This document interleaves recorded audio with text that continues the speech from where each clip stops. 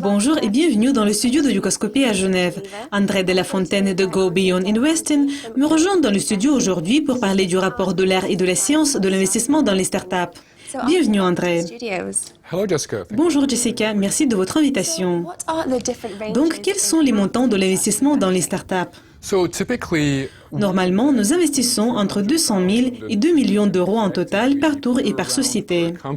Nous entrons après que la famille et les amis des fondateurs ont investi leur propre argent, mais avant que les sociétés de capital risque, les entreprises familiales, les investisseurs stratégiques des entreprises investissent des sommes beaucoup plus importantes. Ces investisseurs ont tendance à acheter les actions dans lesquelles nous avons investi.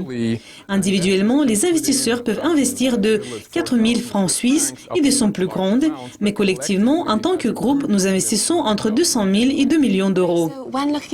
Et s'il s'agit du rapport de l'art et de la science d'investissement, vous avez eu 7 ans d'expérience dans le domaine. Quelles conclusions avez-vous tirées? Au début, nous avons entendu beaucoup de preuves anecdotiques sur les investisseurs qui ont fait beaucoup d'argent sur certaines opérations. Mais en même temps, nous avons entendu des histoires de beaucoup de gens qui ont perdu beaucoup d'argent. Nous essayons de recueillir beaucoup de données, une histoire de 7 ans, 160 investisseurs, 1000 transactions, pour découvrir ce qui a bien travaillé et ce qui a échoué. Nos conclusions indiquent que 87% de nos investisseurs ont des rendements bruts positifs.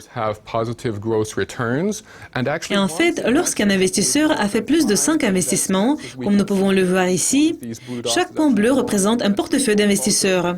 Par exemple, cet investisseur a fait 18 investissements et a 45% de rendement par an. Donc, lorsqu'un investisseur a fait 5 ou plusieurs investissements, il a la possibilité de 97% de recevoir le rendement brut positif. Et quels sont les autres facteurs du succès de l'investissement dans les startups? Nous avons aperçu que quand les gens commencent, c'est très utile pour eux de pouvoir rejoindre la communauté des investisseurs ayant les mêmes points de vue et qui peuvent partager leur expérience, leurs connaissances et leurs meilleures pratiques. Cela aide vraiment les gens à réussir plus rapidement au lieu de passer tout le cycle de l'expérience eux-mêmes. Et quels conseils pourriez-vous donner aux gens voulant investir dans les startups? Il est très important que les investisseurs puissent investir en utilisant un moyen de la communauté pour avoir la possibilité d'investir de plus petites sommes. Autrement dit, nous pouvons regrouper les investisseurs dans des startups, ce qui réduit considérablement le nombre d'investisseurs que la startup doit traiter.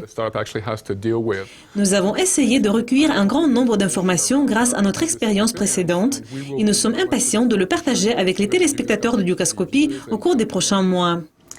André, merci beaucoup de votre participation. C'était un plaisir de vous accueillir. Merci beaucoup, Jessica.